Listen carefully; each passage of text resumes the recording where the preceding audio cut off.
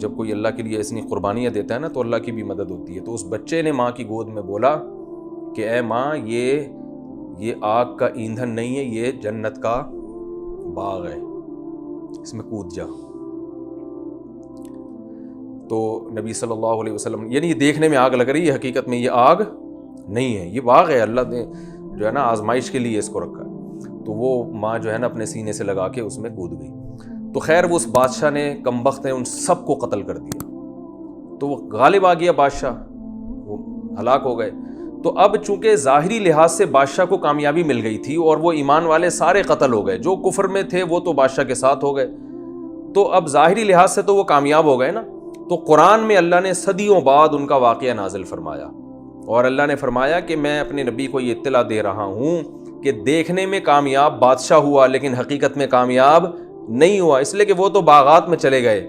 اور جو بادشاہ جس نے خندقیں کھدوائی تھی نا اور اس کے جو فوجی لوگوں کو پکڑ کے خندقوں میں ڈال رہے تھے، وہ اصل میں آگ میں ہیں. تو آگ کے مستحق یہ لوگ ہوئے ہیں، وہ نہیں ہوئے. تو اسی کا اللہ نے اس صورت میں بیان کیا. اب دوبارہ پڑھ لیتا ہوں. اللہ فرماتے ہیں قسم ہے آسمان کی جو ستاروں والا ہے، یعنی راستوں والا ہے، اور قیامت کے دن کی قسم اور شاہد اور مشہود کی قسم، ہلاک ہو گئے خندقوں والے جنہوں نے خندقیں کھودی. النار، پھر ان کی برائی کو بیان کیا جا رہا ہے. معمولی خندق نہیں تھی بلکہ آگ والے لوگ تھے، جو ایندھن والی آگ تھی جس میں ایندھن ڈال کے اس کو بھڑکایا گیا تھا. اذ ہم علیہا قعود، اور جب وہ وہاں بڑے آرام سے بیٹھے ہوئے منظر دیکھ رہے تھے. وہم علی ما یفعلون بالمؤمنین شہود، اور ایمان والوں کے ساتھ جو ظلم زیادتی کر رہے تھے اسے اپنی آنکھوں سے دیکھ بھی رہے تھے، پھر بھی ان کو ترس نہیں آیا. اور یہ انتقام ان سے صرف اس بیس پہ لے رہے تھے، وما نقموا منہم الا ان یؤمنوا باللہ العزیز الحمید، صرف اس بیس پہ انتقام لے رہے تھے کہ یہ ایک رب پہ ایمان لائے ہیں جو زبردست غالب اور قابل تعریف ہے. اس پر ایمان لانے کی سزا یہ مل رہی ہے کہ ان کو آگ میں ڈالا جا رہا ہے، اور وہ معمولی رب تھوڑی ہے. اس میں اللہ بتا رہے ہیں کہ ہمارے لیے جب کوئی قربانی دے گا تو کیا ہم اس سے غافل ہو جائیں گے؟ الذی لہ ملک السماوات والارض، یہ وہ اللہ ہے جو آسمانوں اور زمین کا بادشاہ ہے اور ہر چیز پر گواہ بھی ہے. وہ بادشاہ اور اس کے درباری سمجھ رہے تھے کہ اللہ کو نہیں پتا، تو اللہ فرماتے ہیں ہم تو سب کچھ دیکھ رہے تھے. پھر اللہ نے فرمایا ان الذین فتنوا المؤمنین، وہ لوگ جنہوں نے مومنین کو فتنے میں ڈالا، آزمائش میں ڈالا، اور مومن عورتوں کو، پھر ان میں سے کسی نے توبہ اگر نہیں کی تو ان کے لیے جہنم کا عذاب ہے اور آگ والا عذاب ہے. تو یہ سمجھ رہے تھے ہم نے ان کو آگ میں ڈالا ہے، مگر حقیقت میں آگ میں کون جلے گا؟ وہ لوگ جلیں گے جنہوں نے ڈالا تھا. اور فرمایا جن کو آگ میں ڈالا تھا ان کا حال کیا ہے؟ ان الذین آمنوا وعملوا الصالحات، جو ایمان لائے اور نیک اعمال اختیار کیے، لہم جنات تجری من تحتها الانہار، ان کے لیے باغات ہیں جن کے نیچے نہریں بہتی ہیں. تو اسباب کی دنیا میں نظر کیا آ رہا ہے، حقیقت کچھ اور ہے. نظر تو آ رہا ہے کہ یہ آگ میں جل رہے ہیں، حقیقت میں یہ کس میں داخل ہو رہے ہیں؟ جنت کے باغات میں. ذالک الفوز الکبیر، یہ بہت بڑی کامیابی ہے.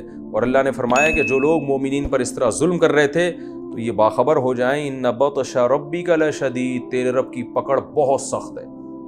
بعض دفعہ ظالموں کو اللہ ڈھیل دیتا ہے، جیسے اس بادشاہ نے قتل کر دیا، سب کو مار دیا، کچھ بھی نہیں ہوا اس بادشاہ کو. تو اس کا یہ مطلب نہیں ہے کہ رب پکڑتا نہیں. اللہ فرماتے ہیں تیرے رب کی پکڑ بہت شدید ہے. انہ ہوا یبدئ و یعید. سوال پیدا ہوتا ہے اللہ تو پکڑتا تو ہے نہیں، ظالم تو گھوم رہے ہیں. تو اللہ نے فرمایا جو اللہ پہلی دفعہ پیدا کرتا ہے وہی دوبارہ بھی پیدا کرے گا. وہ قدرت رکھتا ہے. تو ابھی ایک حیات ہے، ابھی ایک اور زندگی آنے والی ہے، مر کے ختم تھوڑی ہوگے، دوبارہ حساب و کتاب کے لیے اللہ کے سامنے کھڑے ہوگے. وہو الغفور، ہاں اللہ تعالیٰ دھمکی دینے کے ساتھ امیدیں بھی دلاتے ہیں کہ اب تک اگر کسی نے ظلم زیادتی کی ہے، ایمان نہیں لایا، نیک اعمال اختیار نہیں کیے، تو وہ مایوس نہ ہوں، کیونکہ اللہ کی ایک صفت یہ بھی ہے کہ جہاں وہ انتقام لیتا ہے وہاں وہ غفور اور ودود بھی ہے.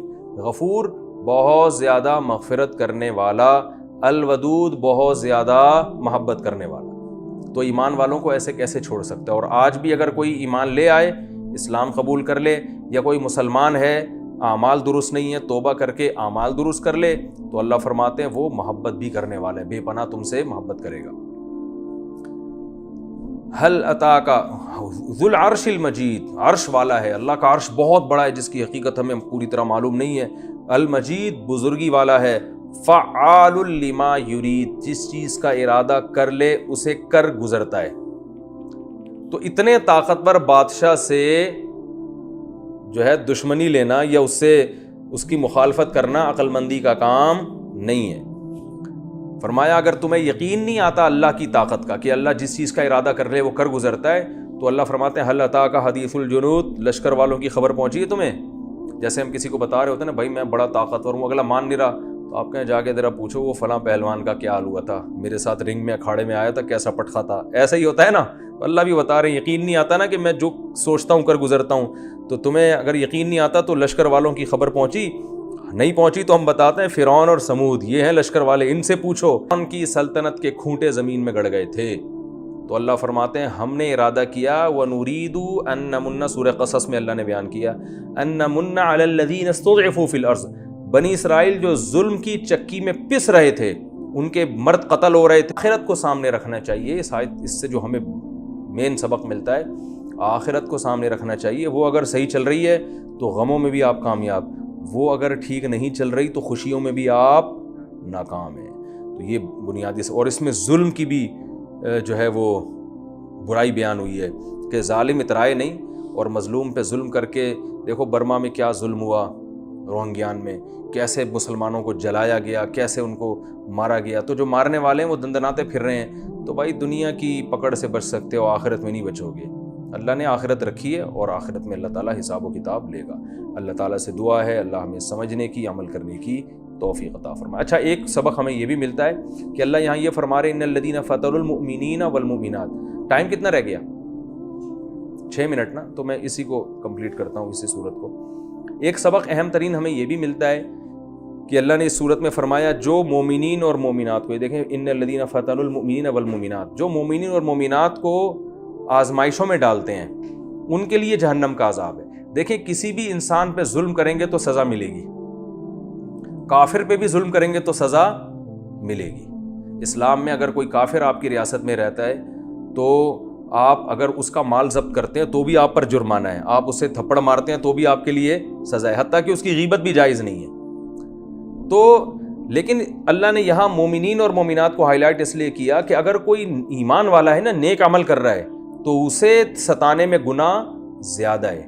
ایک عام آدمی کو ستائیں گے گناہ ملے گا، نیک آدمی کو ستائیں گے زیادہ گناہ ملے گا، علماء صلحاء کو ستائیں گے اور زیادہ، جو بزرگ، جتنا اللہ کے ہاں جس کا مقام ہے اس کو ستانے میں گناہ بھی اتنا ہی زیادہ اور اس کا ادب بھی اتنا ہی زیادہ۔ دیکھو سب سے بڑا مقام پیغمبر کا ہوتا ہے نا، کیونکہ اللہ کا سب سے زیادہ قرب کس کا ہوتا ہے؟ پیغمبر کو۔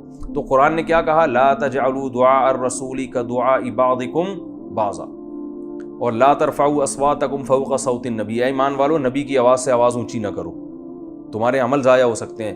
تو وجہ کیا ہے کہ اللہ کے سب سے مقرب کون ہے؟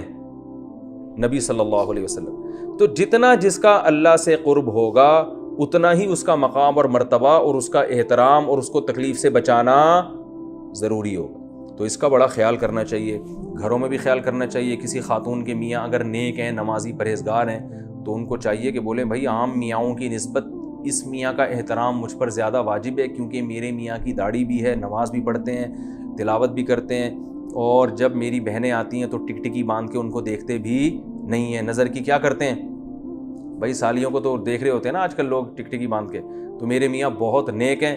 تو ایسی عورت پر اپنے میاں کا احترام دوسری عورتوں پر جتنا احترام واجب ہے اپنے میاں کا، تو ایسی عورت پر احترام زیادہ واجب ہے۔ یہ ستائے گی اپنے میاں کو، گناہ زیادہ ہوگا۔ اسی طرح آپ کو بیگم مل گئی نمازی، پرہیزگار اور پردے والی، تو اگر آپ اس کی حق تلفی کریں گے تو ایک آدمی کی بیوی بے دین ہے، وہ اس کی حق تلفی کرتا ہے تو گناہ گار ہوگا، لیکن نیک بیوی کی حق تلفی کریں گے تو گناہ دوسروں سے زیادہ، کیونکہ اللہ کیا کہہ رہا ہے؟ ایمان والے جو نیک اعمال کرتے ہیں نا ان کو ستانے کا گناہ یہ زیادہ ہے۔ اس کو اللہ نے الگ سے ہائی لائٹ کیا ہے۔ اسی طرح اولاد میں بھی کوئی نیک ہے تو اس پہ ظلم کرنا، ماں باپ اگر نیک، ماں باپ تو کافر بھی ہوں تو قرآن نے کہا کہ ان سے اچھا سلوک کرنا پڑے گا، لیکن اگر ماں باپ مسلمان ہیں تو پھر برا سلوک کرتے ہو تو اور زیادہ گناہ، اور اگر نیک ہیں تو پھر برے سلوک کا اور بھی زیادہ گناہ۔ تو جتنا حدیث میں اس کو یوں بیان کیا، بخاری کی حدیث ہے، من عادی لی ولیا فقد آذنتہ بالحرب، جس نے میرے کسی ولی سے دشمنی کی تو میرا اس کے خلاف اعلان جنگ ہے۔